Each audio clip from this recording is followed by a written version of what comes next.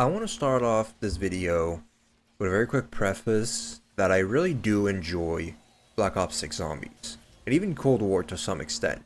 But before we truly get into the point of this video, I think it's important to define what I consider to be modern COD zombies. Here I'm mostly targeting Black Ops Cold War and Black Ops 6. I don't care about non-Treyarch, and I think Vanguard is a fake game that we need to ignore. And Modern Warfare 3 Zombies is not zombies. If it's not round-based, it doesn't count in my opinion, and non-Treyarch has always kind of sucked, so who cares?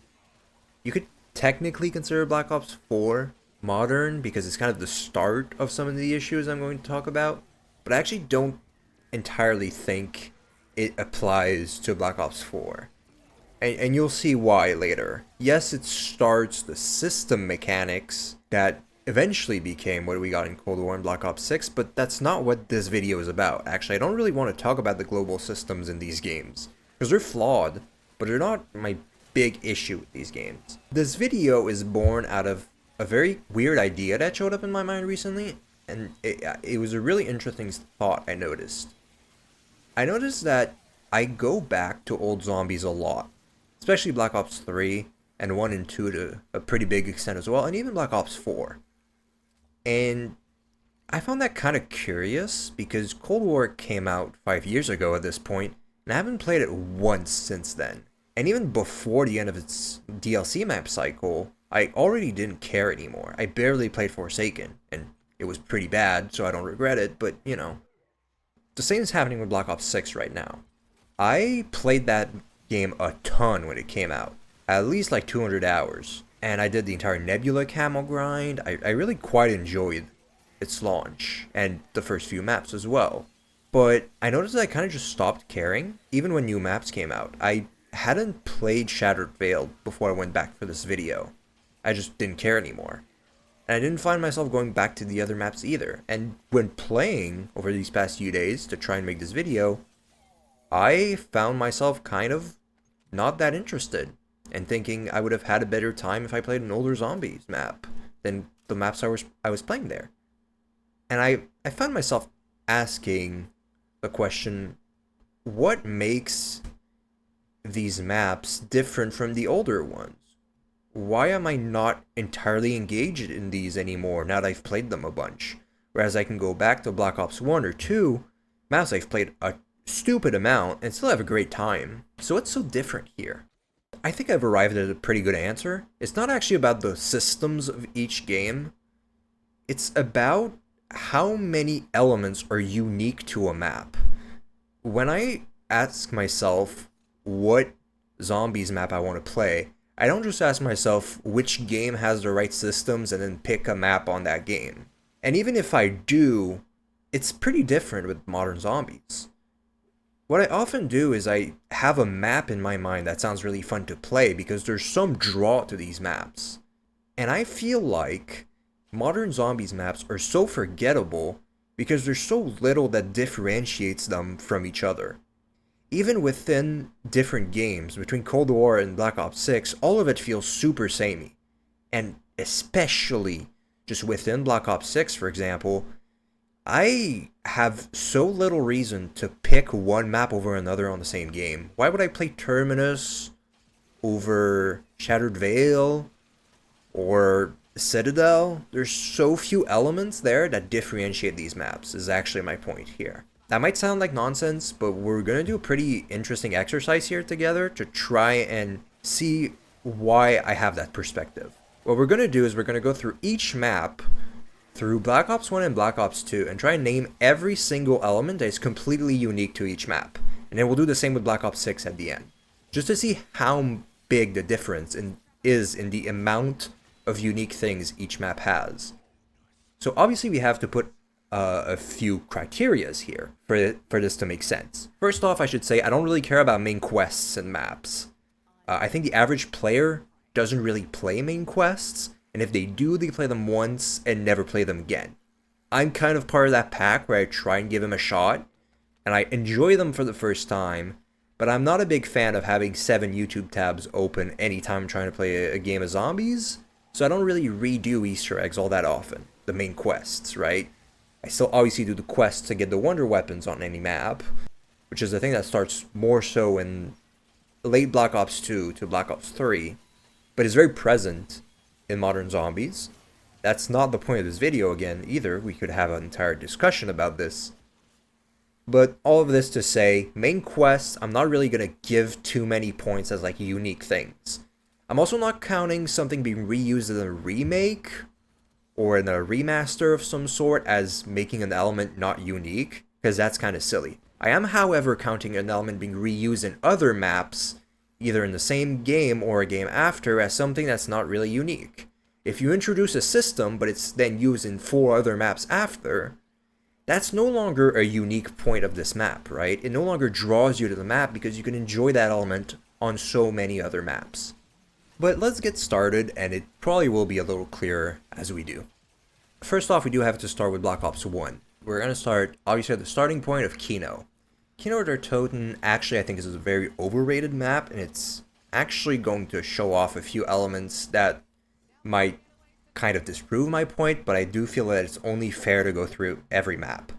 So let's try and name the unique elements on Kino. The Thunder Gun cannot be named as a unique element. It is also an Ascension, the map following the launch. It was also added on Noct. It was also added on Revelations later. So I don't think it can be considered a unique element of Kino. The Nova Crawlers, however, are a unique element, whether you like them or not. They're also on 5, but they're only in the laboratory, so you don't have them most of the time you're playing. They're also on Moon, but they are different on Moon because they teleport. And we've seen a few other versions of these throughout Zombies history, but Kino is the only map where they are that omnipresent in this exact form. The Fire Trap, you could say, is unique to this map, and the way it functions, it being in the middle of a room, and the way it shapes high rounds is very interesting. I think you can definitely say that the high round is also a point that is unique on Kino. You could also name the reels you can put in when you teleport and stuff. That's about it, right? We can name 3 or 4 elements for Kino. It's not that unique of a map. You could say the setting is quite unique, being in a theater is interesting. Unfortunately, it also kind of is a facility map, which is a recurring element in a lot of Zombies maps that kind of makes their setting not super unique. When you have too many facility-looking elements, they all start to feel samey. Kino doesn't have a massive issue there, and Kino, I would say, is the last map that really has a Nazi zombie feel as well, which I think is meaningful. So we can say 3 to 4 elements, right? But Kino doesn't need to be particularly unique because it kind of serves as the basic survival map of Black Ops 1, something Liberty Falls does in Black Ops 6 actually, right? These maps don't need to be incredibly unique because they serve as the easy way to just get in and shoot some zombies when that's what you're in the mood for, and nothing more special than that. But also, Kino is definitely carried by nostalgia really, really hard, and I do personally think it's overrated. But that's an entirely different discussion if I ever decide to make a tier list or something. But now that Kino is out of the way, we can get to the actual killers, in my opinion, which really show off the point of this video.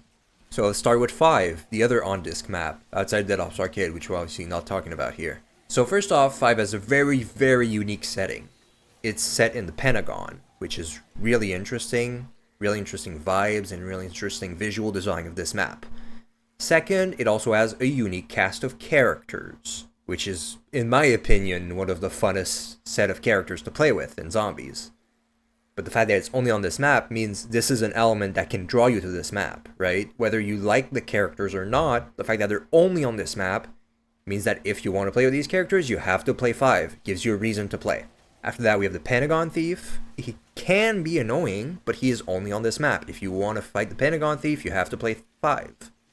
Bonfire sales are present on this map. They're present basically nowhere else. Obviously, they're a bit hard to get, but with proper planning, you can get them pretty consistently from the Pentagon Thief. The teleporters on this map, sending you to a random area on the map, are completely unique to this map. And they create a lot of chaos, which I think is really fun. Now, can be frustrating, and I personally prefer the way Classified handled the teleporters, but the way these teleporters interact with your movement around the map is completely unique to this map. There's nothing else quite like it. The closest is probably the teleporters on transit, but those suck so much ass that we're not even going to talk about them because they don't function the exact same. 5 also has a very hard and tight layout, making it very, very difficult to train and survive. It's actually, if you're a new player, 5 is genuinely hard to get to jug without dying, which are entirely unique elements to the map because there aren't that many maps that do this. The Black Ops 1 is definitely the game that does this the most, though. But yeah, the hard and tight layout leads to pretty unique gameplay as well. The Winter's Howl is a terrible weapon, but it's only on this map and technically Verrückt in Black Ops 1.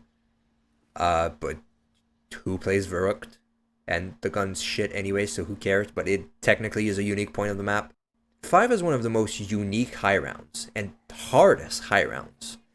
Because you have to do them in spawn, because the only way to deal infinite damage on this map is to use electric traps you have to build yourself in spawn. And spawn is hellish to train in. I would not recommend this as your first high round, because it is genuinely incredibly tough. Not for the faint of heart. But that is super unique. If you're a high rounder, 5 can be one of your favorite maps because it's so damn hard to do high rounds on, which is so unique compared to modern zombies even. To me, having a high round strategy that is so different from other maps is entirely a unique point of 5. I'm mentioning quite a few things here, if you noticed. Let's keep going. Ascension has the monkeys, annoying, but they're only here, so it's unique. Has a unique perk lineup, actually. It introduces PhD and stamina, but we're not giving points for introducing a thing here, right? We're giving a point if it's only in a map. But it has a unique perk lineup because double tap isn't here. That means this is the only map to have this specific lineup of perks, with the 4 original except double tap, and then stamina, mule kick, and PhD, and that being it for the perks on this map. That's actually a unique lineup that forces you to make different decisions about how you want to pick up your perks. Ascension has a lot of open spaces, which is the complete opposite of 5. It's very good for training and very good for learning to train as well. I always recommend 5 to new players who just want to learn to train zombies in an environment that makes it as easy as possible and the least punishing as possible. The rocket is unique to 5, really cinematic moment, and you can blow it up, which is pretty cool. Lunar landers are only on Ascension. Not the most interesting feature, it's technically fast travel, I guess. The whirly thing in spawn is unique to 5. It makes spawn room challenges very unique on this map because you have this thing to kill some zombies for you. You also have to be mindful of it for it not to hit you. Very interesting. The fact that the map is black and white until you open power, completely unique to this map, adds a lot to the vibe. Technically as the first Easter egg, we're not giving points for this though again. As Gersh devices and Matryoshka dolls, these are on 2 other maps, so we can't count this.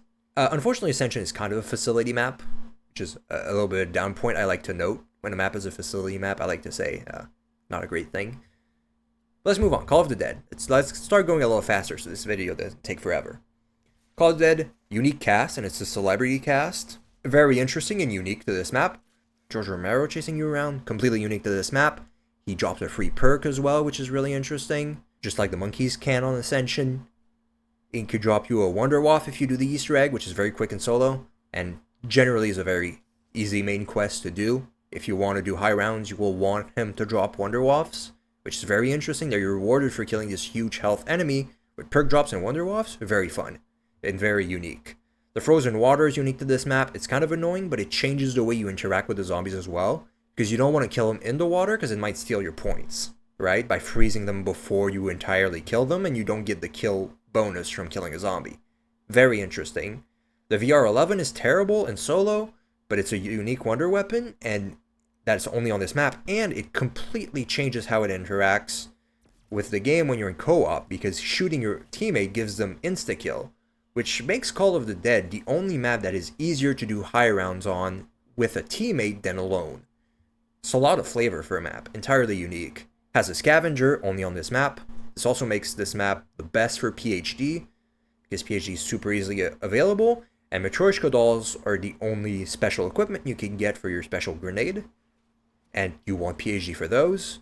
So having a setup with PhD and the Scavenger and Mustang and Sally is really fun on this map. This is the best map to do it, in my opinion. Tons of fun to be had there. Very unique. Tons of fast travel across this map with the zip lines and the thing that flings you across the map and everything. This is one of the maps that's easiest to get around in once it's open, which is really fun. It has a hard run to jug as well, probably one of the hardest in the series because there's so many doors you have to open and everything, and George is constantly chasing you. Very unique vibe. Also has a unique high round again. As I said, in the co-op version of the high round is very weird because you have to use the VR11, but in solo you don't even get that. There's no infinite damage wonder weapon on this map, and there also is no infinite damage trap because there's no trap. So this makes this map incredibly unique on high rounds, though quite tedious unfortunately, but it's still a map that requires a unique strategy compared to every other map in the game. Shangri-La is our next map. The setting is very cool. It's a jungle and very colorful. Very, very unique map in terms of setting. It's also a tight ass and really hard layout. Even harder than 5, if you can believe it. Really, really narrow pathways. Very, very little space to train. As well as being hard because of the boss zombies we're going to talk about in a bit. The traps set up all over the map, which aren't traps to kill zombies this time. They're traps for you to make it harder to get around. Yet this map still has fast travel once you unlock it all, right? You have the geysers that you can drop down or pop back up with. And the minecart, kinda, though no one uses that. So this map, yes, challenges you to make it harder for you to move around in, but also gives you tools for those who know what they're doing to get around without having to deal with all this stuff. It has 3 unique enemy types, which is really, really cool. It has the napalm zombies, the shrieker zombies, and the little monkeys that come steal your drops. Yes, they're technically special enemies. And they're really interesting. These monkeys want to steal your drop, but that allows you to reroll any drop to a max ammo and any max ammo to a free perk, which completely changes the way you interact with this map, right? Completely changes the way you interact with drops on this map. It's a unique first room challenge as well. Because of these monkeys, now you can get perks in the starting room, which means you can use PhD Flopper as your main damage tool to get to higher rounds in the spawn room without leaving it. Completely unique element of this map. The spike moors are also here. They kind of just act like claymores, but technically they're only here. That's the final element on Shangri-La. Still a pretty good amount of stuff. Moon, not my favorite map, but it has a lot of unique stuff. First off, the setting, it's on the damn moon. That's pretty damn cool. And it has Area 51. 2 really cool setting elements. Fortunately, it's kind of a facility map once you are on the moon in certain areas. I still think being on the moon gives it a point for the setting is just really cool, man. Having a map on the moon is a really cool idea. Area 51 mechanically is really interesting. Spawns infinite zombies. You can stay here as long as you want and try and make points, but it's incredibly dangerous. Really interesting idea. You can have Jug at round 1 on this map, but you have to get good at how you deal with Area 51 to do so, and it's actually really tough. You'll want to practice this. Really unique element. The wonder weapon of this map. Oh, I forgot to mention the baby gun on Shangri-La as well. Unique wonder weapon there as well. Sorry. But on Moon, the wave gun / the zap guns are completely unique to this map. Not the most interesting wonder weapon, completely unique to this map, and the fact that it splits into 2 is pretty interesting. Cosmonaut zombie or enemy or whatever you want to call him is really, really annoying and to me a negative of the map, but he is completely unique to here, so if you somehow do like him, it's a unique element. Zero gravity areas, completely unique to this until the Eisendrache, and even then, it's only in one specific zone and temporarily, right? So this is the only map that has that much zero gravity, and zero gravity is a thing you genuinely have to interact with on this map on the regular. The PES system is only here, but that's only here to allow you to breathe. Not the most interesting, but it's only here. The hacker is only on this map. Really interesting tool. They could have done more with it, but I still think it's pretty interesting. The depressurization of zones, forcing you to be mindful of how you want to use your explosive resources, as well as be mindful of the excavators. As much as I hate the excavators and the depressurization of zones, these are unique elements of the map. The jump pads are completely unique to this map, and and how they can kill you if you're not careful without Jug. The QED grenade is completely unique to this map. Really insane grenade to make, by the way. Really random, but really cool and unique. This is the one time in Black Ops 1 I'm actually going to mention the main quest, because the story is so cool that you blow up the earth and everything. As much as I'm not a big main quest guy in Black Ops 1, this one's pretty cool. So I'll give it a honorable mention, as much as I'm not going to count it as a unique point. This map still has so much going for it that I don't need to mention it. We can still get to close to 10 elements without it, so who cares. Alright, Black Ops 2. Speeding up. Transit, not a great map. A lot of people don't like it. Has so many elements that are completely unique to it, though, as we'll figure out. It has the turbine. Obviously, the turbine is also unburied, but this is the only map to truly utilize it a ton with how you navigate the map, which I think is still interesting, despite it being a little bit annoying. The bus and Ted add a ton of charm to the map, as annoying as having to rely on the bus can be, and as much as you don't rely on the bus if you're actually good on this map, it adds a lot to the way you interact with a zombies map. And the ambiance, because Ted is goated. Ted's the goat. What can I say? It's great to piss him off. The electric trap is pure dog shit, but it's there. The mountain gun trap is even worse. It's a great way to unalive yourself. I guess if you want to troll, make a mounted gun trap in farm. I wouldn't, but it's there. The lava is unique to this map, as annoying as it is. It does change the way you interact with the map, so it has to be mentioned. The denizens are also aborted fetuses that were released into the wild and are a bane upon all of our existences, but they're there technically. The jet gun is the worst wonder weapon of all time, except it does infinite damage, so technically it's a thing. We'll mention it later when we get to Black Ops 6, but technically jet gun is here. A tombstone perk is exclusive to Green Run, and so exclusive to Transit, where it doesn't function very well because the map's way too large, but also Town, which we're kind of going to include into Transit here. Opening Pack-a-Punch is completely unique on this map, very tedious in solo, still kind of a cool idea. Very bad in execution, but if it was done well, it'd be really cool, but it's unique to this map, fundamentally. The Avogadro exists. It's not the worst boss ever. I think the game does a pretty poor job communicating to new players how to kill it, but it is unique to this map. The fact that you have to melee it's a bit weird. Or, I guess, EMP it is a thing.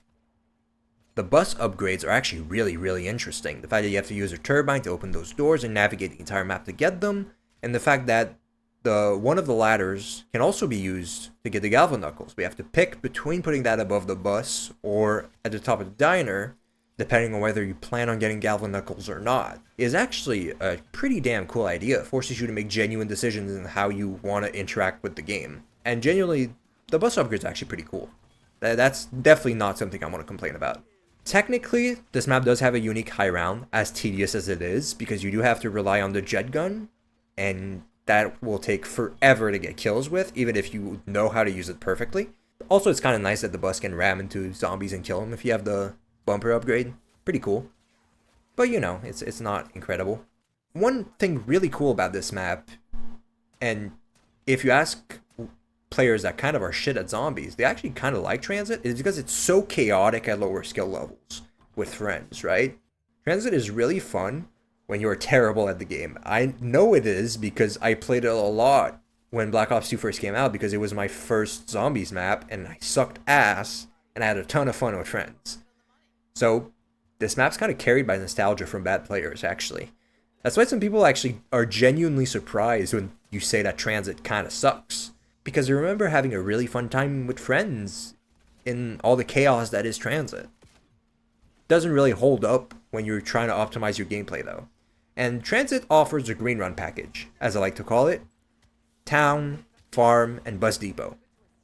We can basically ignore Farm and Bus Depot to some extent, because they're kind of pointless, but having Town really helped Black Ops 2.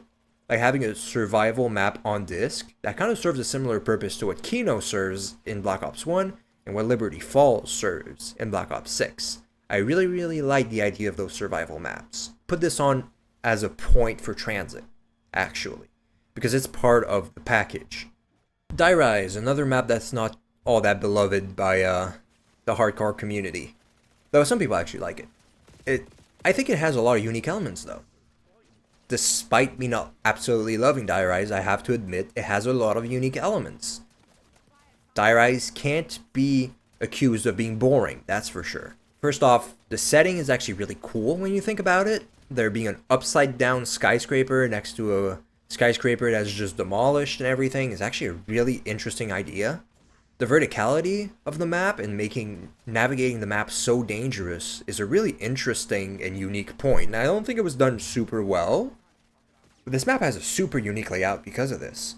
I think the elevators are the real issue here, but having verticality and kind of parkour jumps and making navigating the map itself a way you can die rather than just the zombies is actually very ambitious and very interesting. I don't think it really works in zombies, but it's completely unique to this map, which I have to acknowledge this, whether I like it or not. This liquefier is a unique wonder weapon here, actually a really fun wonder weapon. The fact that you can do an entire round with it on pre-patch is really cool. And it also works really well on a map like Die-Rise. I know people complain that you risk falling off the building if you use this liquefier on this map, but I think that's kind of the point, that a wonder weapon that can kill so many zombies in a single shot because it spreads like it does, it kind of makes sense that a weapon like this has a risk in some way, right? Now you could say the risk is that it doesn't clear packs of zombies instantly, and I kind of agree, but the fact that it also risks you slipping off the map I think is really interesting. The trample steam technically is also unburied, however it is definitely at its best here and most interesting. A map with a ton of jumps, having a trample steam to reverse some of those jumps that aren't supposed to be possible is really interesting. Who's Who is also a perk that's exclusive to this map. Something I really like about Black Ops 2. A lot of maps have an exclusive perk that make that map super unique, because if you like that perk, you have to play the map. Despite Tombstone and Who's Who kind of being bad perks, the fact that they're only on one map makes that map more unique despite all of its flaws. Variable perk locations technically is a thing that exists on Die-Rise. I don't like it because I hate the elevators, but it is kind of unique. Kind of. We've done variable perk locations in the past.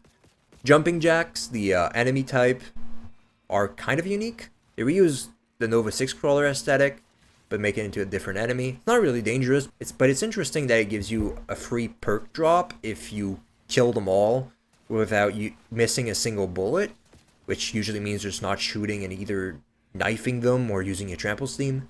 I think that's a genuinely unique element about this map, the way you interact with its special rounds, right? Mob of the Dead.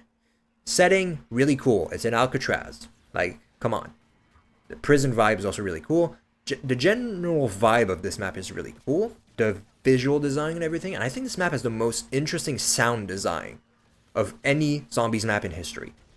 I know this is a pretty big statement, but everything from the round sounds, from there not being an actual jingle for each perk, from the noises it makes in Brutus spawns and everything kind of comes together to make a uniquely spooky map, despite Call of Duty Zombies not really being that spooky in general.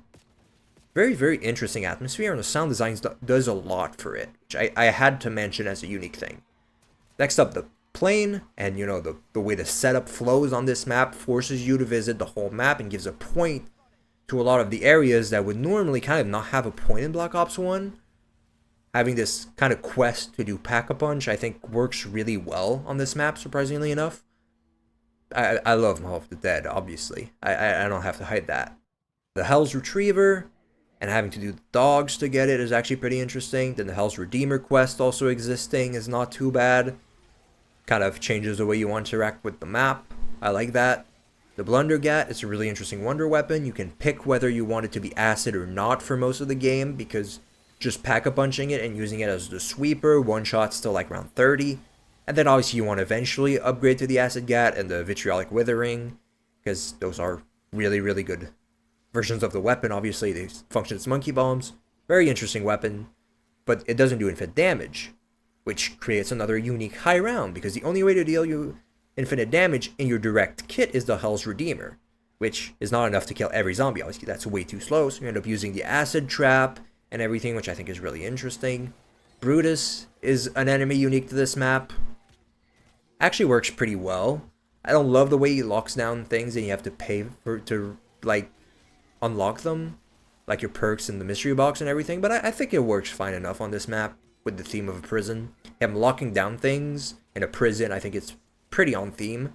The afterlife mode, you know, the electric mode, I think is actually a very interesting way to navigate a map.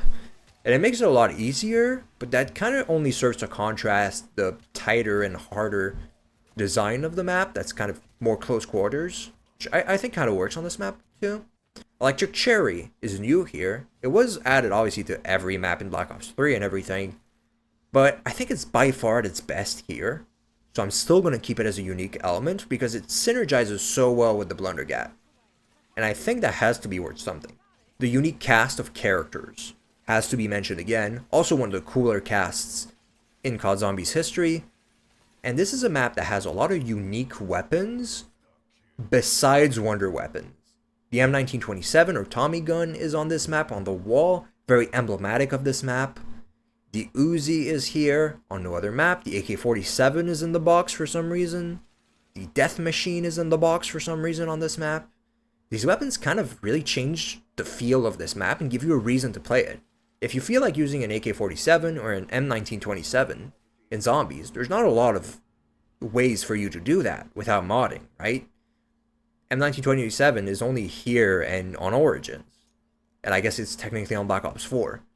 So, like, not that many choices if we're talking about Black Ops 2, right? And the AK-47 is only here. If that's a gun you love and you want to use a bit, you kind of have to come here. I think that works really well on Mob of the Dead. Something I love that Black Ops 2 did, actually. Buried. The Western vibes. Really interesting setting. Very unique. The Paralyzer, unique wonder weapon, was obviously very overpowered on launch, but still pretty cool.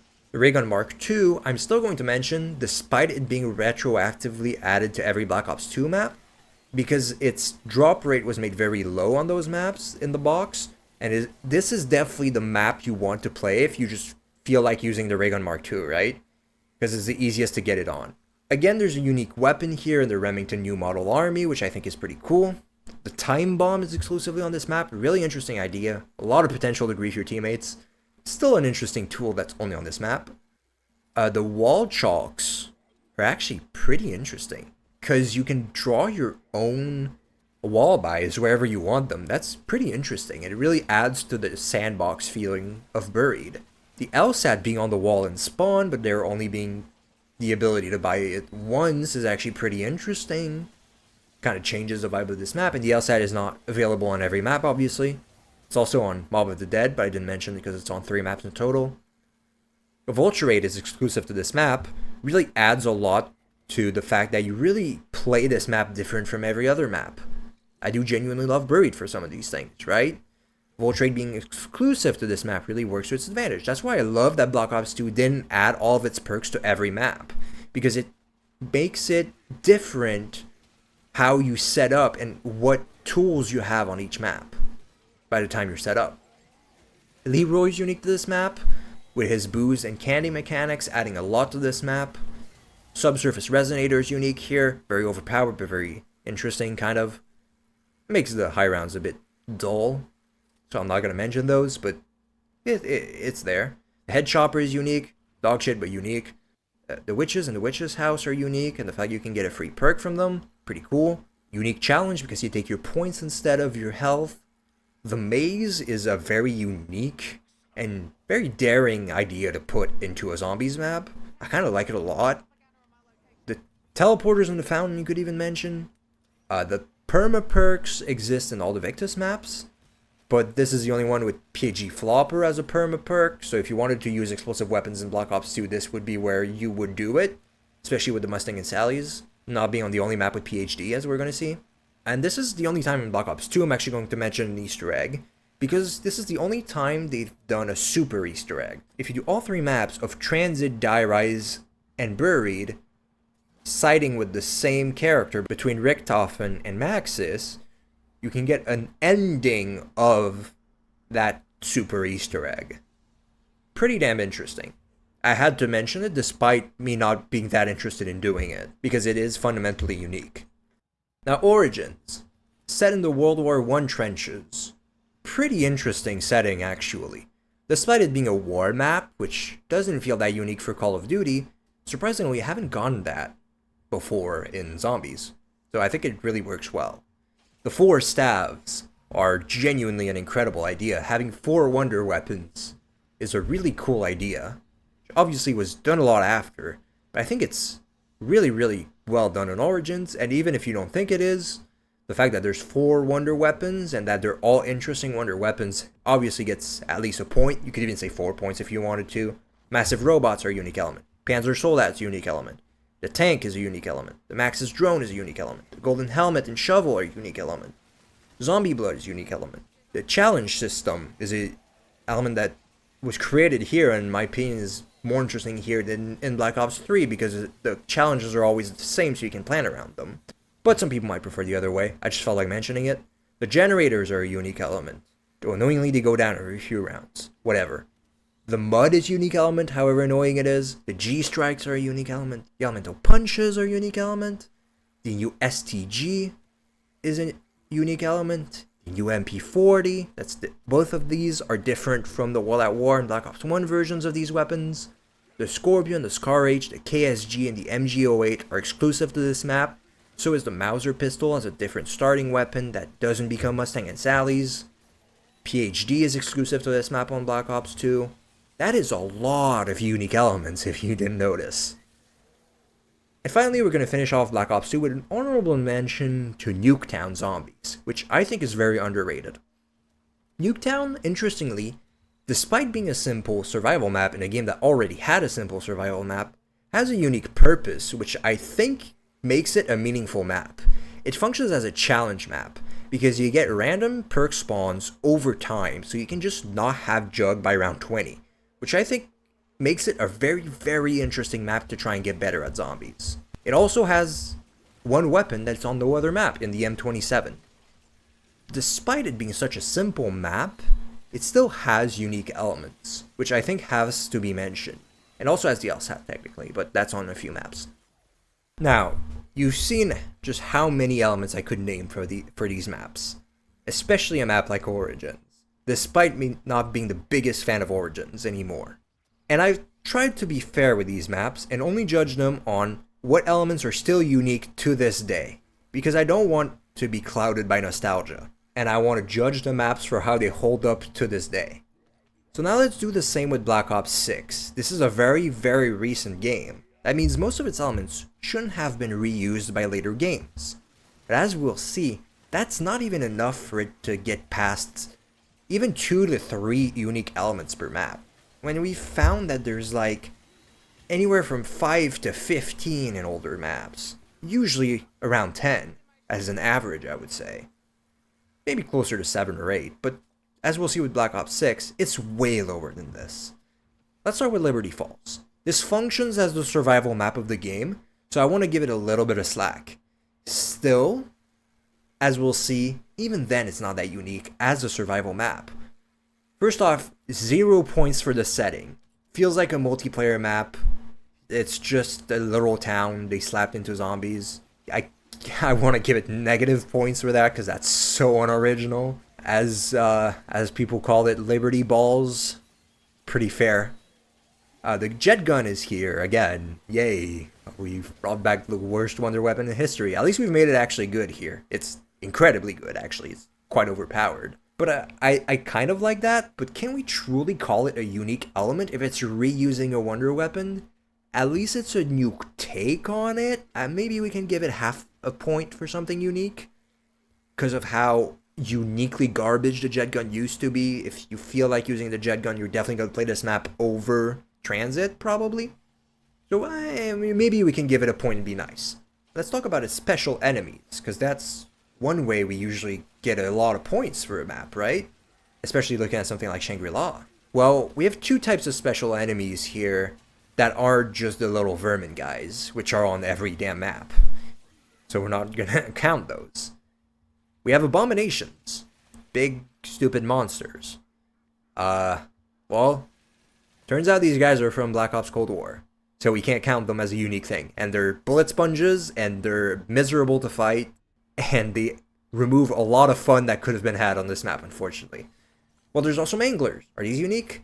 Manglers are from Black Ops 3. They've been on most of the Black Ops Cold War maps. They're on another map in Black Ops 6 as well. I'm tired of manglers. They're so overdone. Leave us alone. Maybe the purple energy traps are unique, if you want to count that. Fair enough if you really want to. It's not that interesting, but it's there. But again, this map gets a bit of a pass for being a survival map, but like what? Can we find it like a point? Like one unique thing in total, maybe? Is what the jet gun plus the energy traps amount to, maybe? Maybe 1.5 if you want to be generous. Jesus. Alright, let's move on to Terminus, because this is supposed to be the big map of the game, right? Well, okay, it has a unique wonder weapon in the Beam Smasher. Let's give it that. Feels like a bit of a weird aesthetic taken completely from the Wonder Waff, but it has unique gameplay elements in how you use it, so we will count it, because we want to be generous here. So, okay, because we want to be fair, right? We don't want to push down Black Ops 6 intentionally and make my point terrible here. Well, okay, it has tentacle traps.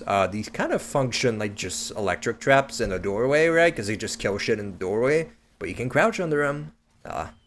Whatever, let's give it a point. Let's count the boss fight, because actually I think the Kraken boss fight is one of the better things about this map. It's at the end of a main quest. You're probably going to do it once and never touch it again.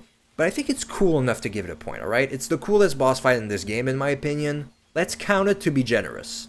There are boats on this map. They're exclusive to this map. They're taken from Warzone and they serve no purpose because you could have just not made islands and made the areas possible to go to by foot. Let's not count the boats. They suck. There's the Amalgam. That's the special enemy of this map, right? It was marketed around this map. It's on so many goddamn maps. I'm tired of the Amalgam. It's also not fun to fight. It gets way too much HP way too early in the rounds. It's just a piece of shit. And we have Manglers again. Yay! Guess what? We have another special enemy on this map.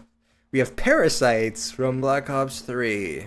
Really? No original ideas on this damn map. And it's also a facility map, except it has water around it. Wow, it's a facility map with water. How interesting. Terminus feels so uninspired. I'm sorry. I tried my best, but I couldn't find too many unique things. It feels like a repackaged mess of older elements regurgitated onto a plate and being called fine cuisine. I'm sorry, Treyarch, I tried. I wanted to like Terminus, but this map is so goddamn boring. There's so little interesting on it. I guess that it has, like, side Easter eggs and stuff. I just don't care. Like, it's hard to care about this map. I'm sorry, guys. Citadel is the next map. Maybe we find more elements, because we only found, like, 3 for Terminus, and I was generous to find 3 on them, because one of them is a shitty trap, and the other one's a boss fight you're gonna do once in your life. What does Citadel have? The swords. The swords are really cool. I will definitely always mention the swords. They kind of suck, but they're cool. The fact you have to charge them, and the fact that all 4 of the swords feel the exact same while you're swinging them, except the lion sword, which they nerfed because it wasn't allowed to be good, because we can't have good things anymore. But, you know, they each have their own special effect. Each having their own special effects is kind of interesting. They're wonder weapons. Being focused on melee weapons is pretty cool. I'm always going to reward actual interesting ideas, so let's definitely count the swords. Are we counting the traps again? Why not? The red sigil traps on this map are actually pretty interesting. They give you infinite ammo and slow down zombies and stuff. I think that's one of the more unique traps they've done in COD Zombies history, right? So, let's mention it. I think that is a solid element of this map, for sure. Has a third unique thing, actually, which I actually do kind of like. The incantations you unlock by unlocking your swords. Function as a weird special grenade that unfortunately isn't that original, because it just procs an alternate ammo type, basically. Except stronger? I mean, it's an element, sure. Alright, we're at 3 elements. What else can we mention about this wonderful map? Vulture Raid is added here, except it is also retroactively added to every other map in this game because the Wonder Fizz. So yeah, we can never mention the addition of a perk as a unique element of a map in Black Ops 6, because you can buy them all on every map because of the Wonder Fizz machine. I can only do that around 25, but still the fact that they're all on there kind of defeats the purpose of having a unique perk package on the map, right? Especially since most of the perks that are going to get added later on are perks that aren't fundamentally that important to your build, so you don't really need them before round 25. Volt Rate's useful early to get salvage, but that's about it, I guess. I'm not counting the addition of Volt Rate, I'm sorry. Doppelgasts are the new special enemy on this map. Except they added them to every map following this map. Okay. Once again, I can't count it. Maybe the boss? I mean, I don't like it that much, but I'm not going to count it. I said I would only count the Kraken, let's be fair here. This is a castle map, which maybe would be cool, except it's only kind of castle-y. You know, it's supposed to be a castle town, which is interesting, but personally the visuals are so uninteresting that I can't really like count this as a unique vibe. And maybe I'll give it a half point. Why is it so goddamn brown? The color palette choice here was so terrible. It gets almost foggy at times. Like you can't I don't think you can pick the vibe and the setting of this map as a unique element because it's so goddamn boring, despite being a castle. And we've already had a castle map in the Rise and Draw, right? So, can we truly call this a unique element? I want to be fair, but at most, I'm okay with you giving it half a point. At most, Citadel had 3.5, maybe 4 if you count the final boss unique elements. That's pretty goddamn far from the like 15 we had in Origins. The Tomb. Yay, great map. I absolutely despise the Tomb.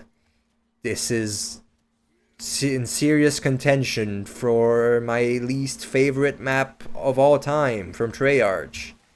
It's that bad. Obviously, I'm not counting Vanguard because I refuse to play that game. But outside of that, the Tomb may well be, in my opinion, the absolute worst map they've ever made. It's a giant pile of dog shit. First off, I will start by saying this map baits you with nostalgia, or at least tries to bait you with nostalgia, at every fucking turn. It has no unique ideas of its own. I hate the Tomb so much. I'll try not to get too angry. First off, it starts nostalgia baiting by the spawn room looking like an Origins dig site. They baited us with marketing from the very start by making it kind of look like Origins, which they know people love. I refuse to give this map a point for looking for Origins. Fuck off. Next up, what's the wonder weapon here? It's the Ice Staff. They brought back the Ice Staff from Origins. They couldn't even be fucked to bring back all 4 staffs. They just brought back one of them. And it's even more tedious to upgrade. Jesus fucking Christ. I hate the Tomb. I am not giving the Ice Staff a fucking point. You can't just pick up a wonder weapon from the past, give it a bit of a fresh coat of paint, make it function basically the exact same and call it a day. Go fuck yourself. The Dark Aether region is the first ray of light in this map, because it kind of looks interesting with the mushrooms and everything. I will give it half a point, because it's not even half the map and it's the only part that looks interesting. Whatever. Sure, take your half a point, the Tomb. I'm so tired of the Tomb. I don't want to talk about it. The boss fight exists here. I'm mentioning it because it's so goddamn horrible. It just spams special enemies at you, and then you have to shoot the thingy in the middle. And it bugs out half the time, so the boss is invincible at the end of the fight, and you just die to full team wipe. Cool. Yay. I hate this fucking map. One of the worst Easter eggs and the worst boss fights of all time. Yay, adds to the great package. I'm fucking dying here. I can't find anything unique about this fucking map. Much less anything good about it. I've been mentioning things that are negatives for some of the maps because I want to name everything that's unique. If it's unique, even if it's negative, it's still fucking unique. This map can't even be fucked to be shit in a unique way. Alright, what's the special enemy? Do we have anything new here? Well, the amalgams are back. Yay, amalgams again. Go fuck yourself, man. Absolutely fuck you. There is one new enemy here. It's the Mimics from Cold War. But they're lightning now. They have electricity and stuff, which means they function the exact same. I hate the Tomb. It has a new perk though, which is on every other map, and it's Death Perception. I don't hate depth perception, actually. I just don't think it's a great perk. It doesn't really work well here either. It's there, I guess, but it's on every other map, so I can't count it. I can't count anything about this fucking map. It gets half a point for the Aether portion. The Dark Aether portion. It has nothing else to offer. I'm sorry. This map is shit. It has nothing unique. The Tomb is exemplary of every fucking issue with this game. Is that each map has fucking nothing to offer to differentiate itself from the others. Tomb is the poster child for everything I hate about modern zombies. But let's move on before I blow an artery from getting angry at this shitty fucking map. The Shattered Veil is a map I didn't play on its launch because I didn't care anymore after the fucking Tomb. But also I had played this game a lot by this point and, you know, started to get on my nerves because every fucking map has so many fucking special enemies that make it miserable to play. But whatever.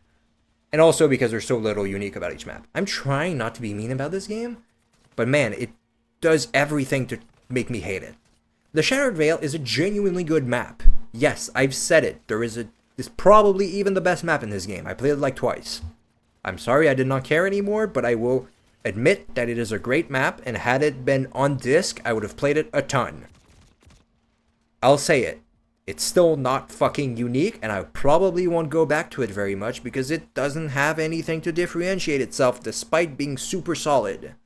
Does it have a unique setting? We can get a lot of points here in the old maps if you remember. This map looks very visually interesting, actually. I'll give it that. I can't give it a point for it because it has to be unique and not just visually interesting, but it is very visually interesting. Now, what is the setting of this map? It's a mansion.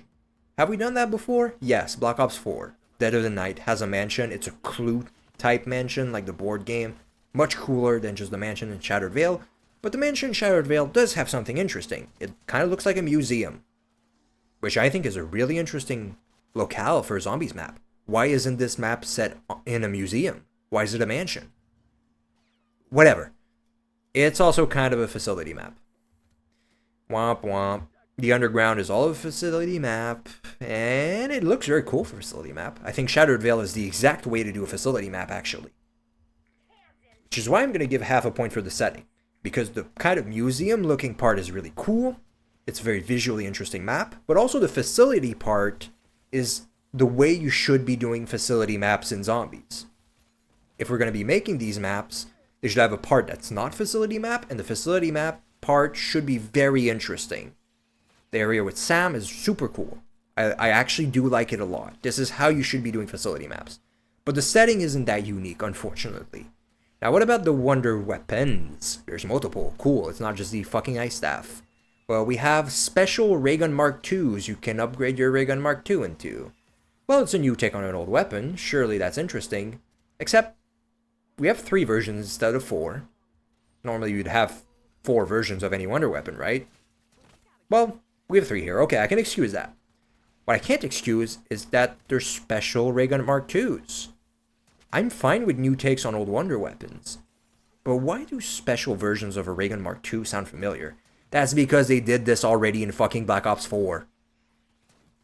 We had 4 special ray gun Mark IIs you could get through questing on Alpha Omega, which is kind of a bad map, but it's a map that exists. They did this already, and they did it again. What kind of ray gun Mark IIs do we have in this? Are they at least different? Well, there's a marksman rifle one that drops puddles of goo that does damage. That's kind of interesting, actually. It's unique. I'll give it that. I'm not going to count a point for it because it's fucking ray gun Mark IIs, but you know. It has an SMG one. We had a dual wield SMG in fucking Black Ops 4, so I can't fucking count another SMG ray gun Mark II. Fuck me. We have a kind of shotgunny one. I don't care enough anymore. Alpha Omega did this better. It did it first. They're just doing this again, but worse. Alpha Omega had an infinite ammo one that basically recharged and was a laser beam. Had a big bomb one. Had a dual wield one. That's just more interesting than what they did here. At least they're kind of fun to use, I guess. Should I give a point for the ray gun Mark IIs? I'll give it half a point. This plus the setting adds to a point. Let's go. Okay, they made it kind of unique, at least the marksman rifle one. Seemed like they put some effort. But man, they couldn't even be fucked to make 4 of them. They reuse a wonder weapon, but to make a new twist to nostalgia bait. Okay, you put a new twist on an old wonder weapon to nostalgia bait. but then you pick a wonder weapon you've already done this with, and then you can't even be fucked to make 4 versions of it? Oh my god. This fucking map. What's the other wonder weapon? Surely they made something interesting. They brought back the fucking Wonder Waff again. Oh, it's so low effort. Pure nostalgia bait. Go fuck yourself. The fact I enjoy this map makes me ashamed. Okay, what's the special enemy here? Surely we can redeem this map, because I said it's actually pretty good. Well, it's an Elder Disciple, and the Disciples have existed since Cold War. It functions differently here. It spawns reused zombies. How interesting of a mechanic. I don't want to give this a point. It's just a bullet sponge spawner.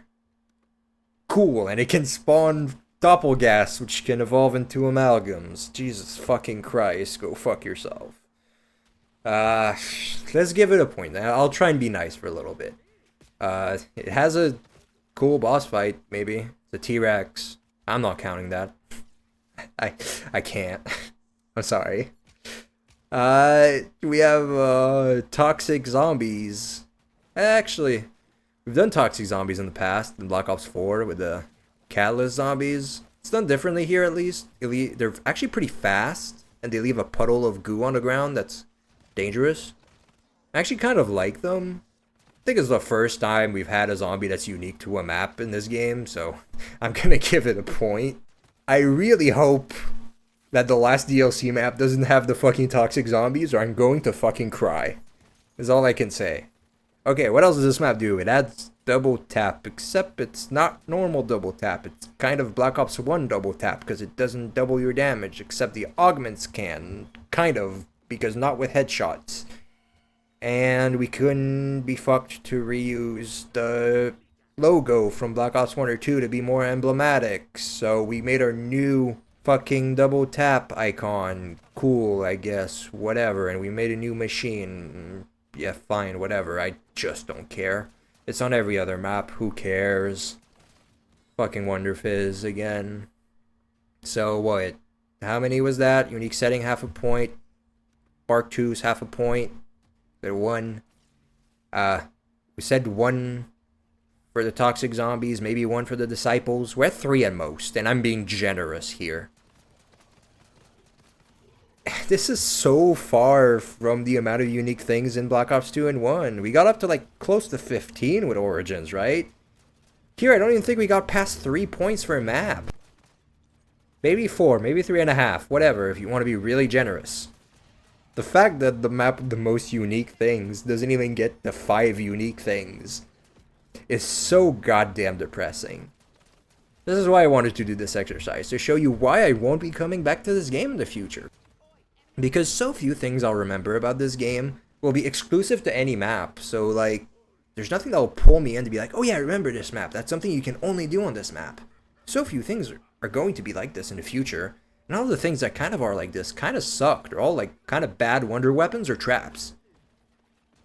Like a special enemy that's plainly annoying, maybe. Actually no, they're on every fucking map. Fuck me. And it's not like they have particularly interesting visual designs for the most part, or interesting settings or anything. It's kind of just a mess of nostalgia baiting. But let's move on. We've done the exercise, took a while. Sorry, this is something I care a lot about, so I wanted to go in quite a bit. But why do Treyarch do this, right? Like, isn't this kind of just making their game super bland and uninspired? Why would they do this? Well, first off, nostalgia sells, right? Plainly, nostalgia sells. I'm sure they've considered remaking Transit despite it being quite a bad map, because a lot of people have fond memories of it, and they're probably going to do it at some point. The fact that the jet gun is there is definitely for that. Now, I think they've missed the mark with that nostalgia baiting, because most of the people that remember Transit fondly probably don't even know the jet gun existed. But whatever, right? Nostalgia sells, that's for sure. This game did pretty well, actually. Financially. Also takes less effort. It's laziness. It also takes less money to just reuse concept art and kind of adapt it to the new game. To remake a model for the weapon if it's too old. Right? That takes so much less effort. And obviously they can reuse models for things like manglers, because obviously they've made them for Cold War. It's really easy to reuse a model for a game that runs on the same engine. It's also just not the same people working on the games anymore. I think that's pretty important. Also, Activision has a lot more say over what happens in these games these days, and the leadership has changed a lot. Obviously, Blundel's been gone since halfway through Black Ops 4. Zelensky's been gone for a while. The people working on these games, the developers, have also seen a lot of people leave over the years. Certainly, it's just not the same people making the games anymore. And maybe the people who make this don't do it out of passion anymore. Call of Duty Zombies started as a passion project from developers hiding a side mode from the managers, right? They hid Knockdown on Totem from project leads, and it barely didn't get canceled because it was actually kind of fun. People did this in their free time, right? It started out of a passion project and became something truly great. Now it's just a cash cow. If they can make any more money or save any money by not putting in effort, they're going to do it. Now, I don't want to blame the devs, because I'm sure there's a lot of people who are very passionate there. But leadership doesn't have that passion anymore. I think leadership in the older projects in Call of Duty Zombies had a lot more passion for these projects. Now, do you want to know the really cynical answer I kind of have? I don't like being tremendously cynical, but I unfortunately am very cynical sometimes. The cynical answer is that they want you to move on after each game. They don't want you to go back and play the old game because they want you to buy the new one. So what they do, during marketing and during development, they put a ton of emphasis on the global systems that exist in Zombies. On the rarity system, on the salvage system, on look at this shiny thing, you can use a mangler cannon on your arm and shoot it, and you can transform into a mangler. And, you know, who cares if that makes all high rounds the exact same because we're spamming a ton of enemies and you have to use mangler injections as the only way to do high rounds. Who cares if the maps all feel the exact same? We want people here on day one. When we only have 2 maps, who cares if some of the maps feel a bit similar? We're going to have a simpler map for survival and a map with more questing on it. They're going to feel different whether people like it or not. As we add maps, they'll all start feeling the same. But by this point, we've already sold our game. We're not even charging for DLCs anymore. So they don't need to be, distinct from one another. We don't make money from the DLC. I mean, we make money from skins, I guess. This is a very cynical answer. But yeah. Almost feels like multiplayer the way they're making maps now. They're just making new geometry to throw the exact same things on. For you to play the exact same way on. With slight little differences here and there so they can sell skins for the wonder weapon on the map. Unfortunately, this answer, despite being really cynical, holds a lot of weight. And I really hate it. But anyways, I'll stop being pessimistic and say that obviously, if you're a big Zombies fan, you've probably given up on Treyarch in the recent years. And maybe you even enjoyed Black Ops 6, but I think we all recognize it's not going to stay in our minds as something truly special. None of these maps are ever going to make a top 5 on a tier list of someone who really loves the entire series. I know some people were talking about Citadel being a top 5 map when it released. I just fundamentally disagree. I think it's not that unique, and it's kind of ugly. I wanna like these maps, but all of them are kind of competent, actually. Except the Tomb. The Tomb is terrible. But having so little to make yourself different from the pack kind of makes it so I'll just go play the maps that do actually differentiate themselves, right? I'm probably going to play the final DLC map that comes out for this game whenever it does. I'm not sure I'll buy Black Ops 7. I just don't care. Maybe I will, maybe I won't. Who knows? If I had an Xbox, maybe I'd play it on Game Pass, I guess. Which maybe is what they're banking on these days. They're probably adjusting their strategies for this. But, man, it's kind of depressing. Anyways, I don't want to leave you guys on an incredibly negative note. And I'll say, if you're a real Zombies fan, you know the real innovation is in modding. for mostly Black Ops 3, right? So if you truly want interesting maps that try new things, go play some modded Black Ops 3. It's actually really fun. I'm probably going to take a break from zombies now. Despite my love for this series, I think Treyarch has just milked it. Will always be there to some extent, but unfortunately, they've kind of forced me to take a step back now. I hope this video wasn't too pessimistic compared to my other ones. The point of this channel is kinda for me to yap or rant about stuff I care about, and sometimes that's about negative stuff. I hope it was counterbalanced enough by me gushing about Black Ops 1 and 2 for a good while. And I quite liked this section where I was crashing out about the tomb. I think it was pretty funny. I'd appreciate if you subscrizzle or comment why I'm undeserving of any love. But I don't believe in outros, so I'll probably just let you go now and tell you to go do something more productive with your time. Alright, get out of here.